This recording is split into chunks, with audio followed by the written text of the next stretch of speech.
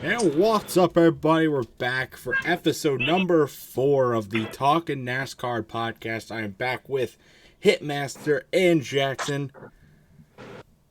Hello. So, Hi. we got a lot to talk about. A lot of things happened, more so off the track this week than on the track. But we got to talk about Watkins Glen. There's some silly season stuff we got to talk about. Kyle Busch, Eric Almirola, Ryan Blaney, all that. Texas has been back in the news this week, and we could preview the playoffs and Daytona. But we'll start with Watkins Glen. We got to talk about the 91 car, too. Yeah, we'll talk. I got a lot of storylines that came into Watkins Glen. 7 different countries represented in the Watkins Glen race. The most notable of the 7 was Kimi. I can't pronounce his last name. Kimi Räikkönen. And Räikkönen. He did the best out of all like the new foreigner drivers that are coming from other series for this one time. He ran up. Well, he ran the most near the front, and overall he didn't do the greatest, but like out of all the other like drivers that were coming from F1, whatever, he did good. Until he crashed, at least he didn't finish the best out of all of them. But he didn't. I swear, if he would have won that race, that would just mean all the champions that are in the lineup have just meant nothing. If they could win. I think Ross Chastain was going to make sure that he did not win, and that's what happened. So, yeah. Oh well, rip. And then another guy that actually surprised me is whoever ran the 15, like Joey Hand. Yeah, he was contending for the win in the final few laps, and then fell off at the end, and then wrecked to cause a late yellow. He's in the 15 for every road race, and he's been really good in each road race. So. That was pretty surprising, but yeah. The winner, I guess, is not. McDowell did really good. I thought he was going to win. I did too. Yeah. And he came up short. And honestly, I wouldn't have considered that an upset if he won. It would have shaken up the playoff picture. That's it would. Sure. Oh yeah, it definitely would. But now with only one race left.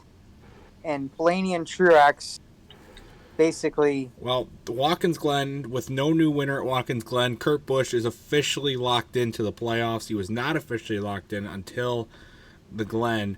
But we'll actually get to Kurt Busch a little bit later regarding him. Let's talk about some of the Watkins Glen, for me, it was setting up to... Let's talk about the rain, because I don't know if NASCAR really handled this rain really the best. They handled it horribly. I mean, they get the rain tires out. They handled it absolutely horribly. They get the rain tires out in the windshield. Lightning is one thing. Yeah, lightning, but apparently there was like running water on the track, and there was like flooding, and they probably didn't want another COTA situation like what happened last year at COTA.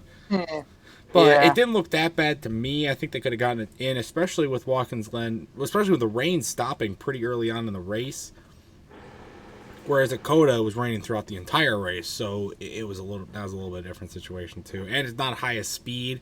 It's like COTA, you go pretty fast in some parts of the track. Watkins Glen didn't really have that, so that sucked. It was almost over 2 hours. The race got delayed. It still somehow got it in, even with being out in New York and no lights and stuff like that. But at first, I didn't know Watkins Glen was in New York until I looked up where it's at, and it said New York. Where do you think it was? I honestly thought it was where Sonoma was. Out in California. No. My dad had a friend who raced Gulfs at Watkins Glen. Oh, that's pretty cool. When my dad lived in Ontario, he had a friend who Ontario where he lived was pretty close to the New York border. So, yeah, anyway, one of the big news stories I saw was about the 91 car and about how Marcus Ericsson and Jenson Button are interested. Yeah, you said you posted posts about that.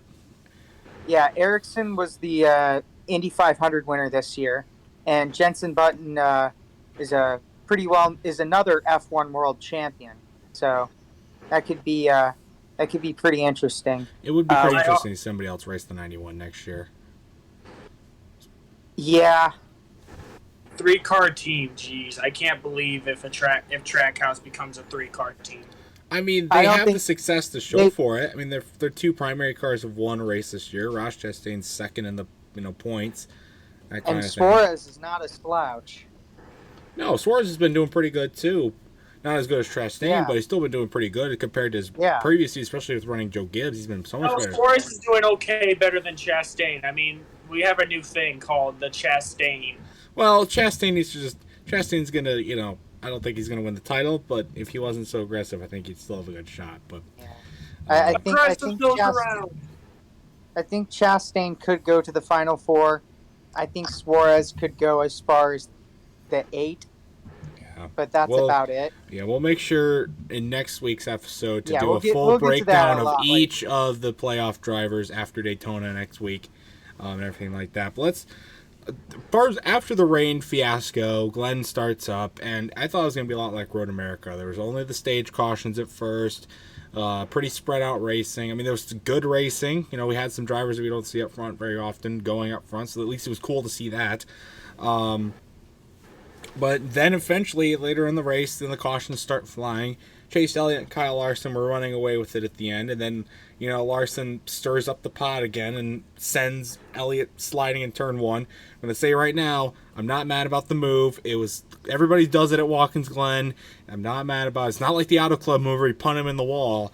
This one was, more fair. However, I do find it kind of funny. Larson's 2 wins this season have both been at the expense of Elliott, so I think that's pretty funny. But I didn't realize that until you now just said that. Which I think is hilarious. I try to avoid Twitter after something happens to Chase Elliott, but it's hard because all the clowns on there are that are Chase Elliott fans are losing their mind. I have made jokes about how the 3 worst fan bases in the entire United States are the Yankees fan base. Hey. I'm sorry, the Yankees fan base. The has no others. The Maple Leafs fan base. Maple Leafs. True. The Maple Leafs. And the Chase Elliott fan base. No. Yes. No. They're the 3 most toxic fan bases. They're not the 3 most. They're not sports. You cannot mention bad.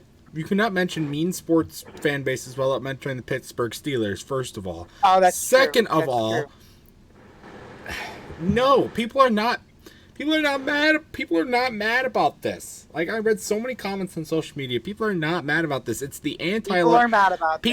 People are mad at NBC and USA for trying to attempt to stir the pot, while Elliott was just trying to say congratulations, good race, whatever that would. The interview at the end is like that either. Are you really mad? Are you really mad? Come on, get mad. Make some good TV. Like that's what they're all mad about. They're not mad at Larson for making the move. Anybody would have made the move in that situation. Honestly, I was expecting AJ Allmendinger to send it, and he kind of just threw the race away.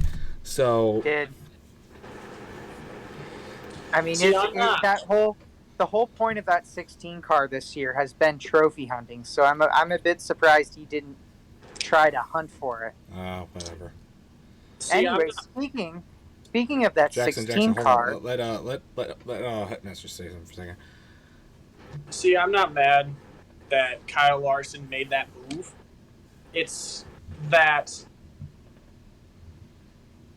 how he did it, though.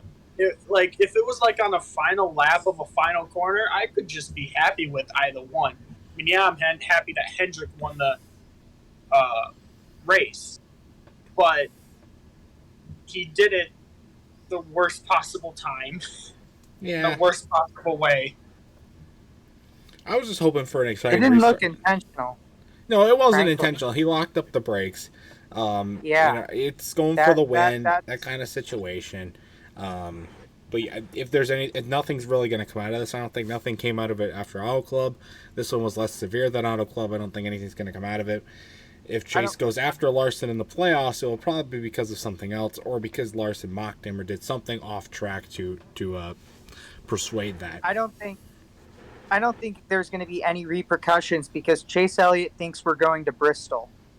So I'm going to Bristol, so I will be there, donning my beautiful Chase Chase Elliott thinks the next race is Bristol, not Daytona. Well, Daytona's a wild card. Even NBC said that Daytona's a wild card. Yeah, they race.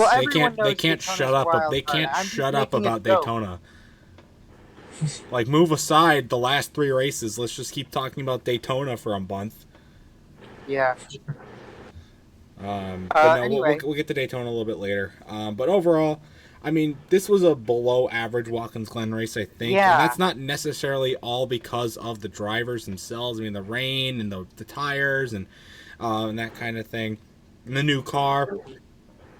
Wasn't this the first time they've had wet tires on with the next gen cars? It was, yeah. It was new for the next gen cars too. Though, yeah, I feel like they didn't even do a double file start, and that kind of sucked. So we didn't really just see the full potential of these new tires on these new cars and stuff like that. But overall, it was still pretty mediocre. Watkins Glen, I feel like, has provided some of the better racing out of the road courses. I think it's good, provides always some great finishes, and this one was not a horrible finish, but it wasn't coming as a Chase Elliott fan, I'm pain, but still a decent. Wasn't finish. Like the Brad Keselowski and Kyle Busch and Marcus Ambrose situation. I don't think anything can top that 2012 finish at the Glen. I don't think anything will top that finish. That was a great finish. But overall, any lasting thoughts from the Glen? So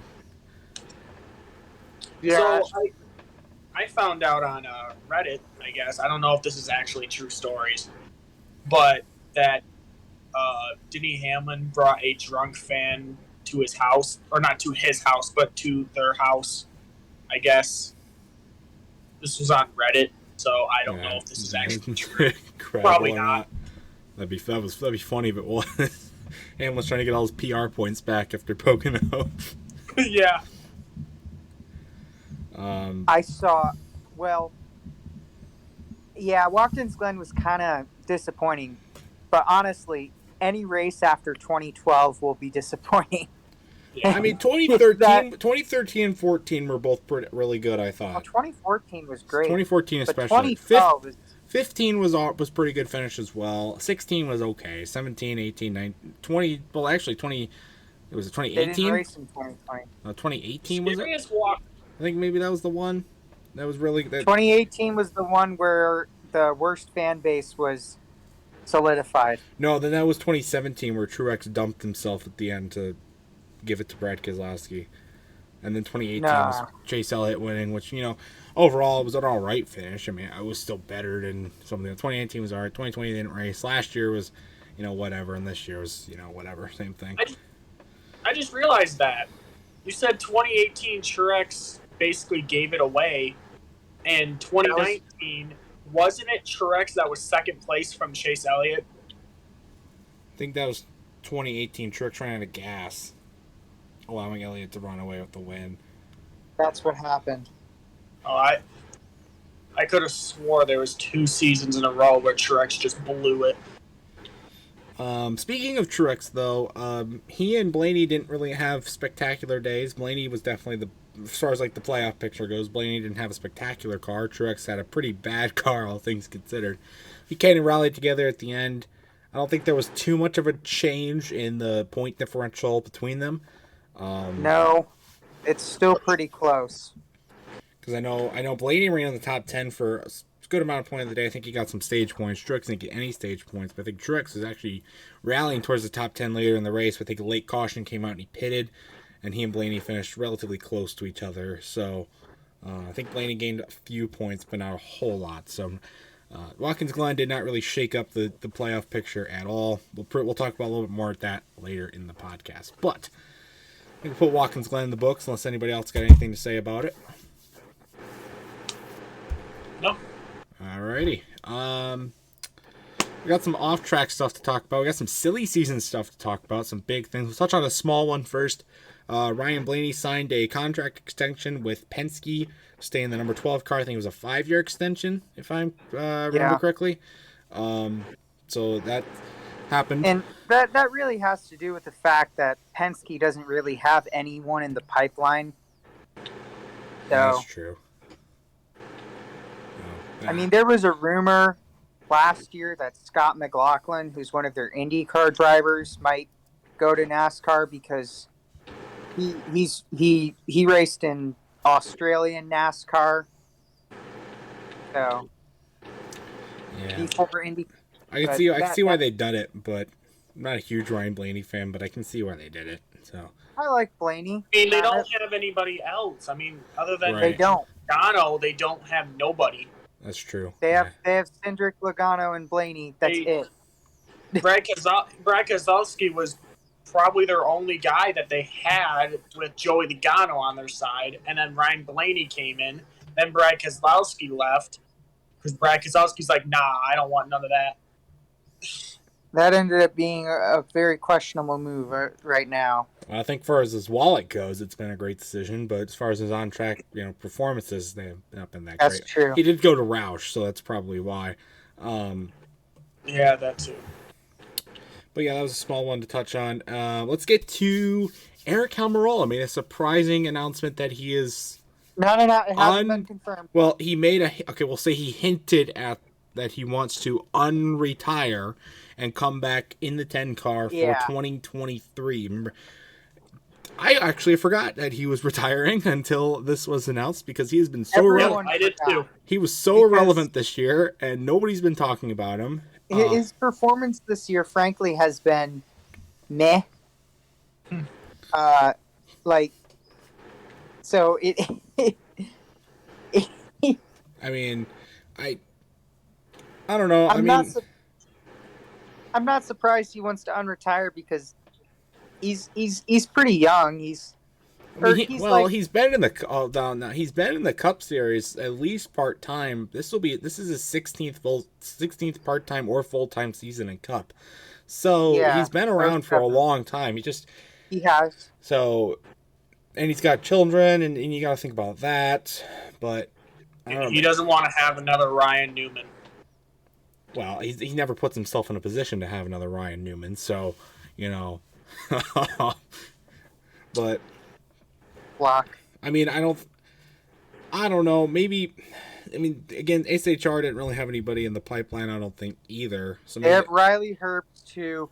While he has improved tremendously this year, he is far from ready for the Cup Series. Yeah, so I highly doubt Almirola will stick around past next year if he doesn't even come back. So, I don't know. I don't think SHR is really... The 10 car, Almirola has won twice in the 10 car, which is 2 more times than Danica Patrick could win in the 10 car. So, you got to give him credit there. And that New Hampshire win was not lucky at all. No, the Talladega one really wasn't either.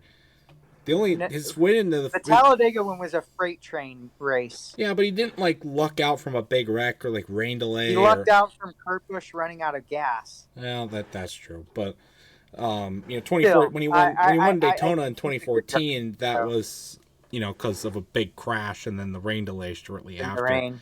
So you gotta but that kind of thing, but that's again 2 more wins than Danica Patrick ever had.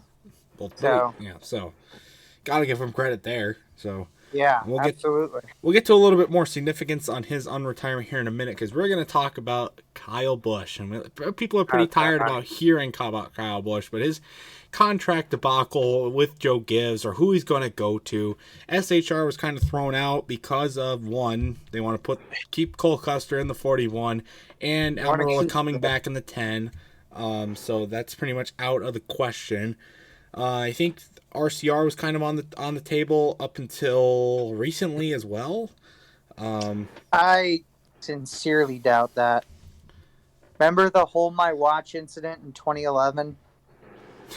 I found it pretty unlikely, but I heard their name thrown out. I think, and this is a very strong think, is that what's going to happen is Kyle Busch is going to probably race for some other team that's lower in the rankings, not like Hendrick or any of those guys. And then Ty Gibbs is going to take his spot because, of course, he's a relative of Joe Gibbs. It's more than that. I think if you have 5 wins in the Xfinity Series, I think you're probably the top prospect for a Cup ride. I mean, they're already. I heard that And he's already 2311 filled in going for for him Kurt too. Busch several times this year, and 2311 wants him. yes, but they're Toyota, and they're closely affiliated. Mm-hmm. But I said this. I think after Road America, where Ty Gibbs passed Kyle Larson cleanly on the last lap, that was when I was like, okay, Ty Gibbs is ready for the big time. And he's going to have a lot of pressure because he's in a car that's won 3 championships. And if you remember the last rookie to be in that 18 car, he was arguably one of the biggest busts of the 21st century. And J.J. Elley, yeah. Yeah. So. But no, it's smushed in between Bobby Labonte and J.J. Elley still drives, though. For Rick Ware Racing, so you can see where his career went. But I mean, the drivers who have ran the 18 started with Dale Jarrett, then Bobby Labonte, then J.J. Elley, then Kyle Busch. And then Kyle Busch. So that's 3 Hall of Famers, because Kyle's going to be a Hall of Famer, whether you like him or not. And then J.J. Elley. Yeah. But no, the main reason why I want to talk about Kyle Busch was something I actually found shortly before we recorded the podcast. I put it in the sports channel. So there's a guy that posted a video. His family went to the Watkins Glen race, and this guy's dad went to the Kyle Busch hauler. He goes up to the counter at the Kyle Busch hauler, asks one of the workers at the Kyle Busch hauler, and says, is Kyle coming back next year?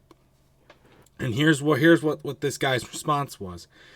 Basically what he said is Kyle Busch is not coming back next year, and they will announce either at Daytona or at Darlington where he's going, but then this guy drops the ball on who he heard where he's going to, and he says he's going to sign a contract with Colleague Racing next year to drive for them in 2023. That's what the guy at the Kyle Busch merch hauler said at Watkins Glen. This guy said it came from his dad. He very much trusts his dad. And personally, that's kind of a shocker for me. I don't know if Kyle Busch is going to be able to have the same success in Colleague as he was with Joe Gibbs. But if this is true, we should hear about it very, very soon. Well, Matt Colleague is a multi-millionaire, so he can afford him. True. But that's what do you guys, what are the legitimate chances that this is true? That Kyle Busch is going to Colleague? I mean, what other options does he have? Right. That's true. He ain't going to and to be honest, Colleague isn't the worst team. They're not the best team. They're a team that's building. There have been flashes of brilliance out of Justin Haley this year. That 16 car, whenever AJ Allmendinger's in it, has been great. And at Michigan, Noah Gragson drove the wheels off that thing, literally. Yeah, I saw that. It's just whenever Daniel Hemrick is in the car that something's lacking. Because Hemrick sucks. That's true. No, but yeah, when AJ and Kyle have similar driving styles, and that's that they whine a lot in the car. Yeah. Well, AJ doesn't whine. AJ just kind of, says, "I hate myself. I'm so bad. I'm a loser." Stuff like that. Kyle thanks Bubba Wallace, though. Yeah, that's true. But also, AJ thanks every sponsor that's ever been created all the before men and them. women at Colleague Racing. So before doing his interviews, he's very very corporate driven because he's worked for the NASCAR interviews and team and stuff like that along with driving. He's a good spokesman. But Kyle will definitely be interesting if that happens, because you are correct when you say there's really nowhere else for him to go, The only other team at this point that I can see maybe trying to take a shot at him is 2311, fielding another car next year with Kurt possibly, or Ty Gibbs in the 45 if they decide to go that route, or because if Ty Gibbs isn't going the 18. However, I do think Ty Gibbs will get the 18. Maybe if Kurt decides to hang it up, Kyle takes the 45 alongside Bubba Wallace. That was the situation I was thinking of. Or if Kurt comes back, they field a third car for 2311 and put Kyle in that. Because if Kurt comes, we'll talk about Kurt Busch a little more in a minute, but if Kurt does come back, I think next year will be his last year. He'll do a retirement tour. We'll get to that a little bit later, but personally, he could be just like what happened with Dale Jr. That's exactly what Dale Jr. had. He had a concussion in 2016, missed half the season, came back and announced his retirement, did a retirement tour. That's exactly what Kurt Busch could do here. One thing you got to remember is that they'd have to buy a charter, and charters are ridiculously expensive. But then again, Kyle has the benefit of the past champions provisional. So even if he doesn't qualify well, he has 5 shots to, put in the thing. True. I don't know. All of this is speculation, but except for the colic thing, that seems like an interesting thing, because I don't see any roadblocks for colic racing except for maybe the competitiveness, but considering that Matt Colic started his Xfinity Series team in 2016 and they were competitive from the start, that's true. That was, I think that's and then last year they won frickin' at Indy, so I don't really see any roadblocks for the 16. There's no full-time driver contracted, so it's all possible. Yeah. So. I mean, with the charter thing, like if he goes to 2311, I think maybe Denny Hamlin and Kyle Busch, since they both have enough money, since Kyle Busch does have a company with Xfinity and all that, he can help get another car in there, and then he can just drive that. That is true, because I also because his team, Kyle Busch Motorsports, was thrown around for him to get a Cup charter to go to. Also, Junior Motorsports was thrown around to get a Cup charter, but they don't have any right now. So I think those are both very unlikely. I think I talked about this in the last podcast, but Kyle did say he wants to keep racing until his son gets into the Cup Series or gets into NASCAR. And he wants to race trucks with his son before retiring. That's a little ways down the road, so he's definitely gonna try and keep going. So that's at least he's not done. So I hope he's not done. I like his sarcasm. I love it. I may hate the man, but I love how he says it to announcers. He says it like he's supposed to. Yeah, he's like 2000. He's like a Tony Stewart type of guy towards the announcers and stuff. Please don't compare him to Tony Stewart. Come on, there's some resemblances there.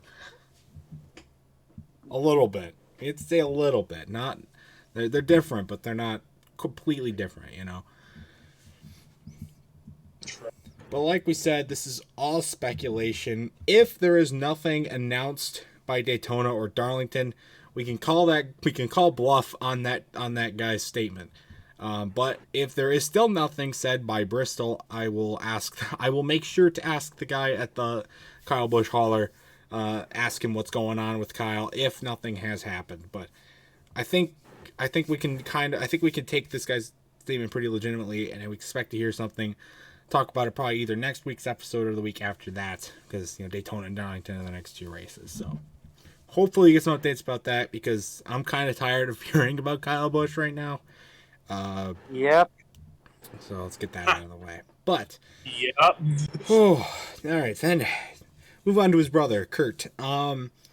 He will be out. He was out for Watkins Glen, and he will be out for Daytona. And I already said earlier, he is locked into the playoffs by virtue of there's no new winner. One thing I'm curious about is if he misses the first race in the playoffs, will that spot go to someone else? I just think he will get no points for it. So he'll automatically be in like the basement. A must-win. Right. But it is a little alarming that he already is called off for Daytona when he said he was going to be trying to get back for Richmond, and he still isn't going to be back in the regular season. It is a little alarming. Again, it's like a Dale Jr.-esque situation. Jr. kept postponing his return date, and then he eventually just called off the rest of the season. Now, this is a little bit later in the season for Kurt. But Kurt's old. He's been in the Cup Series. He's the longest active Cup Series driver. Yes. So the only driver to compete with Dale Earnhardt. Right. He's the last driver on the Cup circuit. He got flipped off by Dale Earnhardt in his last race. So that's how old Kurt Busch is. And so even though here's the funny thing. Kevin Harvick is actually older than Kurt. True, but Kevin Harvick started a race later than Kurt, so.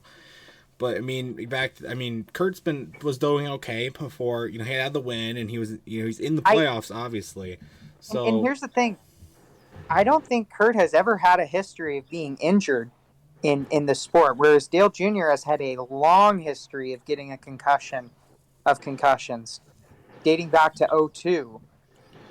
So. Well, yeah, we didn't really know about his 2002 concussion until a lot later. He hid that. We knew about his 2012 one, Yeah, he missed 2012. So that one was pretty mild. He had an injury in 2004. He got the burns from a. That wasn't a concussion. No, but he missed a race for that though. No, he didn't. Yeah, he missed. He gave the car up to John Andretti. I don't know if you're right about that. I think he did miss one race from that. But then also he got injured in 2012 and again in 2016. So his circumstances are different, but it's playing out a lot like the same thing. So I guess we can try and speculate, will Kurt return this year? And if he does return, when will it be? It's pretty interesting, to say the least. Pretty much, yeah. Do you guys think he's coming back, or who? Kurt Busch? Do you think Kurt Busch will race again in 2022, or is he done for the year? I hope so, but and one of the questions if he is not cleared to race for the entire playoffs, will Martin Truex or Ryan Blaney or whoever's in front get bumped in? Well, I don't think they're going to. I feel that's a legit question. It is, but I don't think they're going to knock him out for 10 races if he's been hoping to come back for a few weeks now. Just that, and he won a race. He won a race. I think they're going to try and get him back. Waiver, that's true, but he's locked in. Know. He's in the playoffs. If he could easily be eliminated in the first round because he misses a race, but he's in. So, but that would kind of suck if he doesn't have to miss the playoffs and he gets eliminated in the first round because he missed races and that kind of, We'll get to the playoff picture a little bit later, but whoever, it takes that last spot or who's the first guy out can get really robbed there. So I hope Kurt comes back. But yeah, like I said, I think Kurt Busch's career his days are numbered. Put that way. Well, he was hinting at retirement before the crash. He went on Good Morning America to talk about the Chicago Street Course, and he pretty much almost cut and dry said that 2023 might be his last year. So true, because again, that would be what, season 23 full time in his career. That's a long time. Started in 2001, so yeah. Yeah, that'll be good night. But he's had, like you said, Jackson, he hasn't really had a history of injuries, but he's had, he had a lot of, he didn't start, he had a very crappy rookie season. Then in 2005, he gets arrested and suspended for Jack Rouse. He was detained. He was not arrested. And then, he gets into the Penske, and then after leaving Penske, he goes to James Finch, and 2012, extremely and then he turned his entire career around in 2013. Not really. And then in 2015, there was a false accusation of an assault, which was false. And then he missed a few races there. Yeah, he was cleared of all charges there. And then, ever since then, he's been, he's been considered one of the most respected drivers in the garage. So he has had one of the most wild careers. I've always respected Kurt Busch, and my friend used to be very, very hesitant on liking Kurt and Kyle. He just hated Kyle just because he hates Kyle, but he hated Kurt just because of all the, like you said, accusations that he's had. And I said some of those are actually false. Yeah, the one that need to read up on that. Yeah, 2015, he was cleared of all charges. So that was And he used to be a hothead. I mean, outside of the things he said, I mean, he got into that big rivalry with Jimmy Spencer early in his career. Oh my God! Radioactive. Yeah, he was radio sweetheart. Radio sweetheart. I kind of think so. But I mean, that feels like a different Kurt Busch at this point because he has not been that Kurt Busch since really 2012 or 2013. So that kind of thing. But it would suck. I don't mind Kurt Busch. I really like him. But, he's ran a good career in NASCAR. He's a champion and a 500 winner. So I think he will be a good Hall of Fame candidate as well. Because even though Kyle has another championship, he does not have a 500 to his name. So if you lock Kyle in the Hall of Fame, I think Kurt's going to get in as well. I mean, technically, he does have the closest finish in NASCAR history. Yeah, but he lost that to Ricky Craven of all people. Still, he shared it with Ricky Craven. Though. That's true. Yeah, that was great. There's a lot of memorable moments in Kurt Busch's career, across several different eras. All the way back to '97, and then the Blue Deuce, and then we'll skip the next couple years after that, and then in the 41, and then we'll just skip that. And then getting the first win for he got the first win for Trackhouse, did he not? Or what? Or no, that was Bubba Wallace. Never mind. He did not. I forgot. He started. Or whatever the fuck. I'm having a fucking brain fart here. Shut up. Shut me up. But no, never mind. Anyways. Yeah. So I would hate to see him go, but I wouldn't be too surprised at this point. But I do hope he goes on a retirement tour. I hope he just doesn't decide to retire at the end of this year. Then when he does his retirement tour, I want him to win at least one or two races. He always seems to win. Ended out saying I was a champion and I did well. Yeah, I think he will have a solid final season. So if he does race a final season, but it all comes down to his health. We don't know the extent of his injury, and that's a big question mark. So or do it especially like Gordon did. That would be pretty cool. I think the crowd would love. Gordon went out like a champion, going for his 5th title. Yeah, and then that would be pretty cool. But we'll just have to see at this point. The Busch brothers are in question for a couple of pretty different reasons. So it'll be interesting to see what happens. I think we definitely hear an update on Kurt, though, in the next couple of weeks, and Kyle. So get some good clearance on that. Moving away from silly season, we got another big thing to talk about. Texas is back in the news. It is getting reconfigured again. And I think this will be good. So no, it won't. You don't think it will be? Why not? Well, it could either be good or bad. It'll be good if they do what I know they're not going to do, but it's going to be bad because what they're going to do is literally just what they did to Atlanta. And is that really a bad thing, though? I mean, both Atlanta the street races this year have been excellent. Yeah, I guess, but I don't like it. I want them to make a 2-mile track because we're losing Auto Club. And we are losing Auto Club at the end of this year. Well, we already have, really. They're going to probably start working on that. Just feels... We already should have lost Auto Club. COVID postponed it. But, yeah. But I personally think the only way to save Texas is to make it like Atlanta. And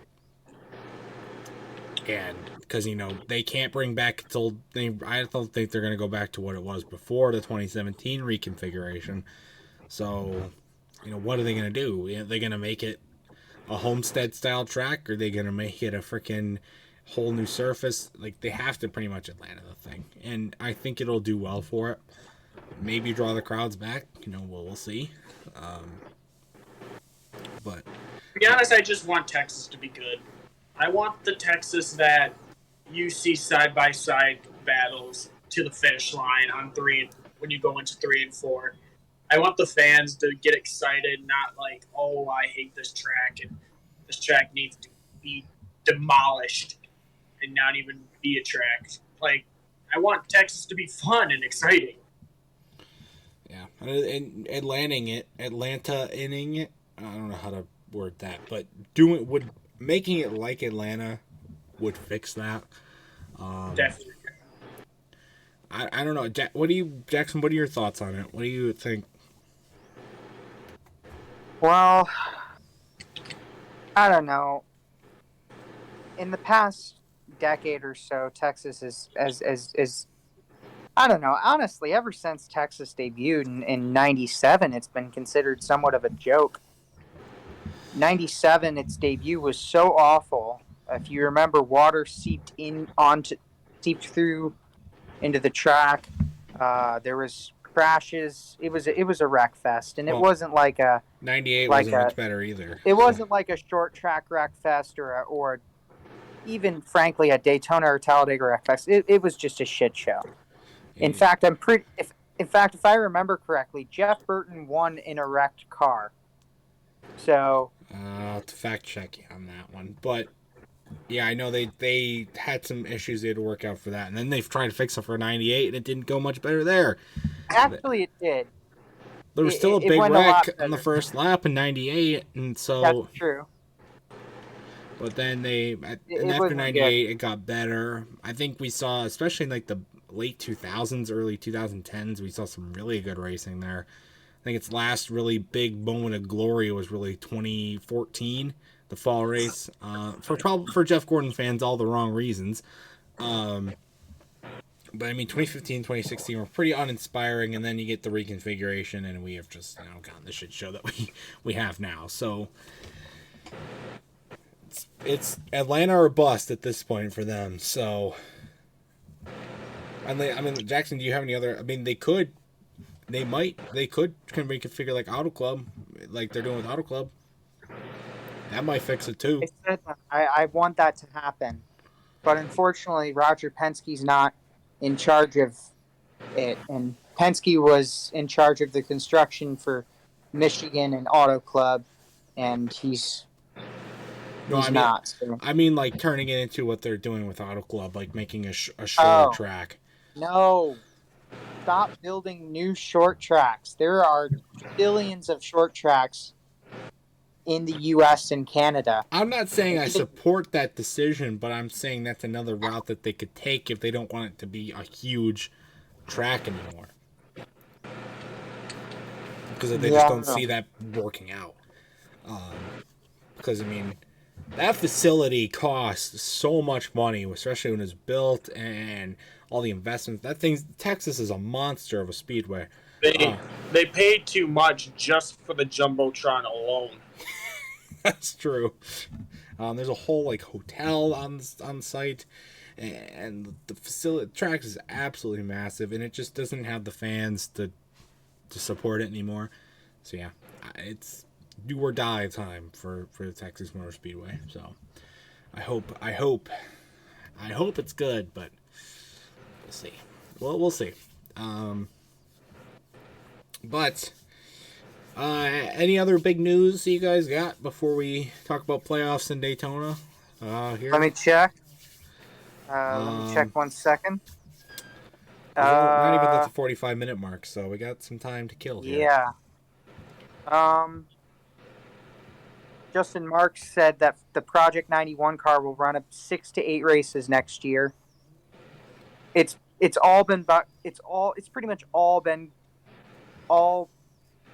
pretty much been confirmed that Elio Castroneves is going to run the Daytona 500 in that car.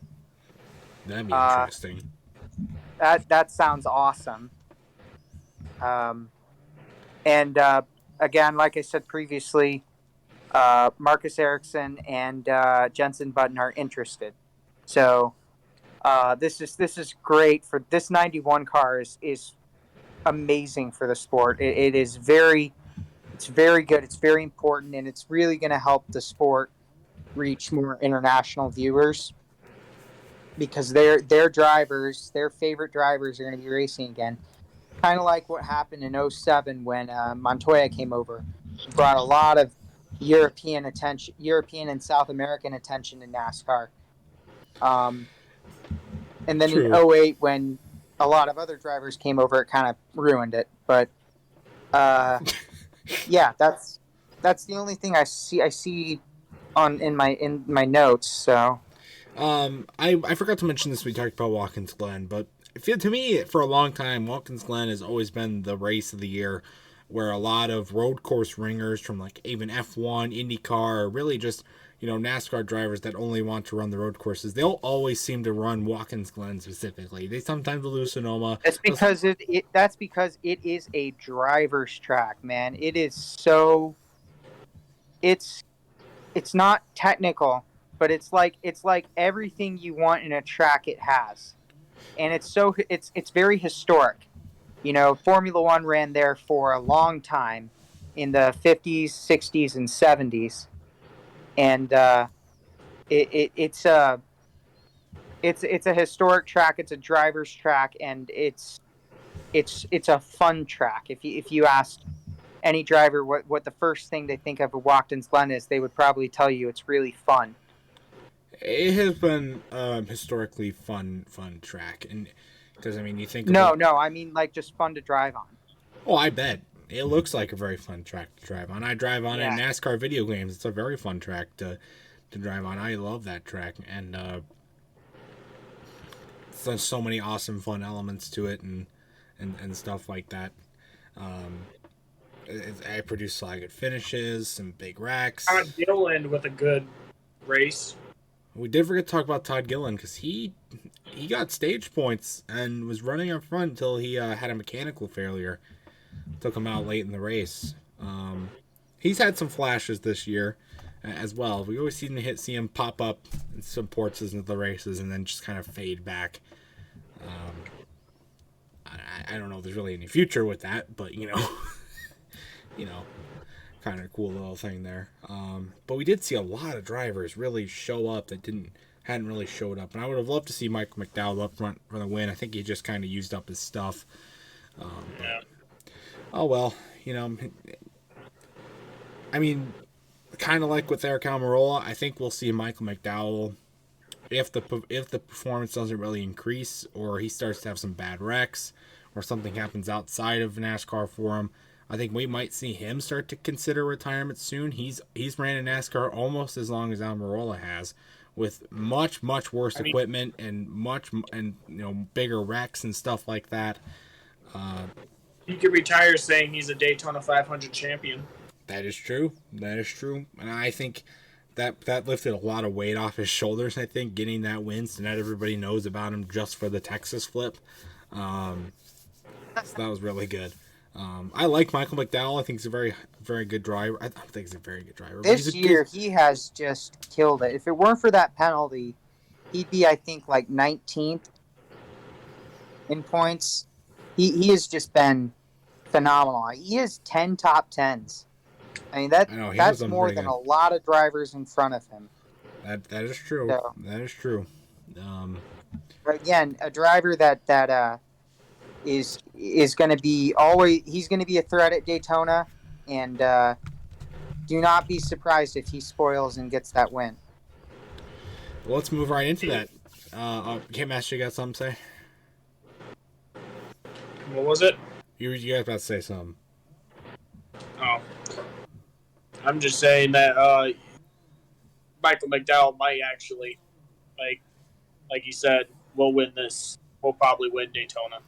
I mean, he's my favorite. It would not be surprising. But we can talk about Daytona now. Last race of the regular season. Oh, forgot to mention. How did I forget to mention that Chase Elliott locked up the regular season title? Yes. How did I forget to talk about that? He locked it up after the first stage. He came in only needing to finish the race to get it, but he got stage points, which was enough. He just needed 4 points. Yeah, he got the stage points. Boom, all set. That kind of thing. So that was cool. Congratulations, Chase Elliott. So that was at least a little nice something to soften the blow of that last restart to Glen. There is merch. There's no pins, so I'm not gonna buy any. But surprisingly, there is. Not surprisingly, I guess there is merch for this championship. But congratulations, Jay Syatt. Locked up the regular season title. Oh, and Jackson is gone. Well then. He just dipped. Screwed up my camera orientation. There we go. Alright, anyway, to wrap it up, we will preview both Daytona, last regular season race, set the stage for the playoffs, and as NBC has been saying for weeks now, Daytona's the wild card. Anything can happen. Last time we were there, we saw a flip. We saw, an upset win. And one spot still remains. Ryan Blaney still holds it, I think, by 33 points coming in. But, I mean, if he wrecks, he pretty much has to wreck early for it to really mean anything. But, I mean, yeah, we got a lot of drivers that can win. Bubba Wallace, we talk about Michael McDowell. Chris Buescher's been showing up lately. Could we see, somebody else like Corey LaJoie steal it? And there you go. Blaney's booted. After Atlanta, I could see Corey LaJoie come up there and fight for the win. But, I mean, other than that, I mean, there really isn't a whole lot to set up as far as standings. I am interested to see how Ryan Blaney does. I expected Blaney to have a pretty poor run at Watkins Glen and Truex to have a pretty decent run to close the gap. Truex kind of sold it, though, at the Glen, and Blaney had a better run than I expected him to. But, I mean, he can still make it in on points thanks to Blaney kind of choking it at the end. So, but I was hoping for no rain, too. We had rain the last three races. Hopefully no rain. I'm fact-checking that right now, but I don't know if there's rain coming this weekend. Oh, lo and behold, it's supposed to rain all week in Daytona, so that should be... Oh, great. That should make for some interesting things going on. So, can we put the water tires back on and actually use them correctly this time, NASCAR? That would be funny. Be actually very, very shocked if they use water tires and freaking race at Daytona in the rain. That would be funny, and also would be extremely that'd be very, very dangerous. But I think that'd be hilarious. Yeah, they're not going to do that. Just see them drift with the actual tires. Just see them drifting in turn 3 and 4. Oh my god, it's like fucking Forza or Need for Speed type crap. Yeah. No need to spin into Lake Lloyd. You can just spin out on the track. It's half flooded down and by the grass and whatnot. Just put the seats back up on the backstretch and have them do burnouts in the water. That'd be funny. But no, I mean, yeah, we can make a prediction for how we think Daytona is going to go, but I think it's pretty much guaranteed we're going to see the big one, at least one of them, and it's probably going to be on the last lap. I mean, how many times has there been a big one on the last lap in the summer Daytona race? 2019. I feel like it's going to be halfway in. Yeah, it could be. I mean, there's been a lot of plate races lately that have seen multiple big ones, mostly at Talladega, but Daytona has definitely seen its fair share as well. But I mean, like 2018, there was a huge wreck on the last lap. 2019, there was a huge wreck. Then the rain came. 2020, there was a huge wreck on the last lap. Last year, there was a huge wreck on the last lap. This year can be very well the same. We saw, was it Harrison Burton, right? He flipped in the 500. Yes, Harrison Burton flipped at the 500. We saw Chris first time on the next gen cars.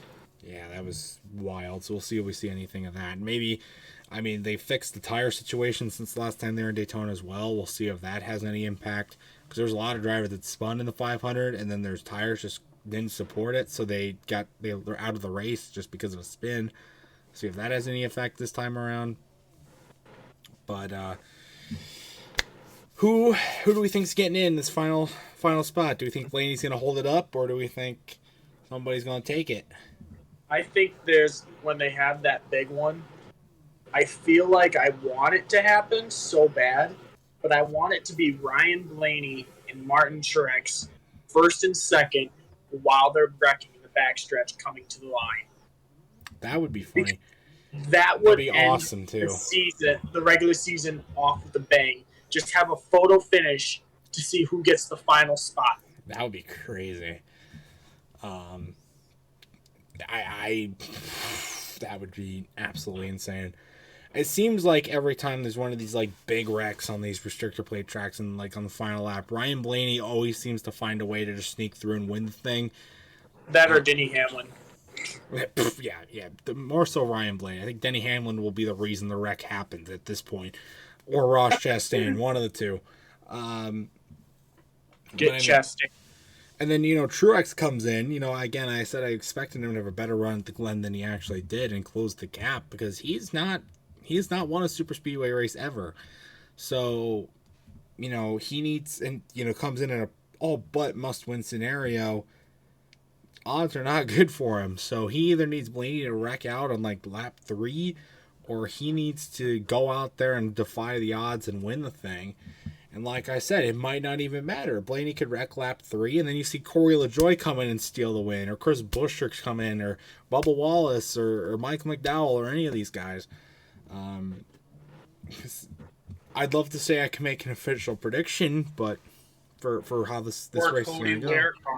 Fucking Rick Ware car. If a Rick Ware car wins, I was freaking out at Watkins Glen. I saw that whoever was in the 15 and third, like with like 8 to go, I'm like, no. And he was closing the gap too before the caution came. He's about to pass for the lead. I'm like, no, Rick Ware car can't win. No, Rick Ware car can't win this. Rick Ware curse.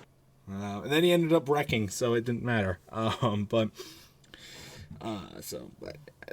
got to. Who are you predicting to win Daytona? Put it that. I mean, I want Chase Elliott, but if I'm taking it, actually, I really think that Michael McDowell is going to win it and stir it up. And I feel like Martin Truex is going to get close, like the one Daytona 500, where it was Denny Hamlin and him side by side to the finish. I feel like it's going to be something like that. Very well could or, be, yeah. Or like I said earlier, Ryan Blaney, Martin Truex are both going to go side by side to the finish line. The final spot. Yeah, that could very well happen. I can't officially say anybody who I actually think is going to win. I think Blaney's got a great shot. Chase Elliott has a good shot, but I mean Mike McDowell's always up there. Anything like that. So, but I officially in the little thing we're doing, I picked Justin Haley to win. Wow. Okay, where was I thinking there? Maybe he does win. He's done before. He can do it again. So that would be absolutely hilarious if he won, though. Actually, that'd be fucking hilarious. Jackson, if you guys are wondering, because he's not here, he left. He picked Ryan Blaney to win, which is another solid pick, as did Brian. So we'll just have to see what it goes out there. But yeah, again, Kurt Busch locked in, so just one more spot to lock up for sure.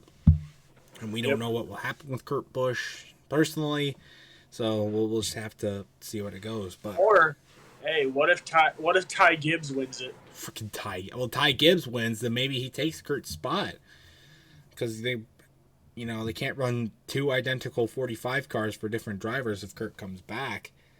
Right. That would be a very interesting situation. Because then Kurt won't have to come back, even though I know he wants to. Well, he definitely wants to. In the playoffs, if Kurt Busch does somehow miss some of the races, Ty Gibbs can race the playoff points. I think if Ty Gibbs wins Daytona by some miracle, then I think Kurt's hands are going to be forced, and he's going to have to sit the season and let Ty Gibbs.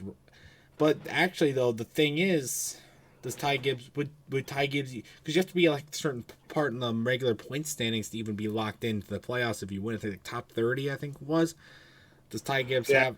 So Ty Gibbs might not even get in by that. So it'd be a very interesting and complicated situation, and added on to an already very complicated situation in that department. So I think that'd be pretty fun to take a look at. But I think that's a good point to wrap this podcast up. I don't know where Jackson went. He keeps leaving early. At least he came on time this time. But next week's episode will be strictly dedicated to the playoffs. We'll recap Daytona a little bit as well, but we will strictly be talking about the playoffs. We will analyze all 16 drivers that are in the playoffs, see their chances to win, how they got there, do they have a legitimate championship chance, and we will also go through each of the 10 races, and by the end of the podcast, we will predict who we think is going to win the championship, and then we will do a little bit previewing of Darlington and that kind of thing, but mainly just playoff analyzations. So it should be a big, fun podcast to do next week. But that is going to do it for this week's episode. Thank you to Jackson for coming on. Thank you to Hitmaster for coming on. And thank you to everybody who watched. And what are your predictions for Daytona? This will be coming out just about a day before the race is supposed to start. So let's get your last minute predictions in. But that's going to wrap it up. Stay tuned for much more amazing content. Hopefully my camera works on Discord so that I don't have to keep using the format I'm using right now. And we will catch you guys next week. So stay tuned for much more amazing content. Till next time, we will see you guys later. Goodbye.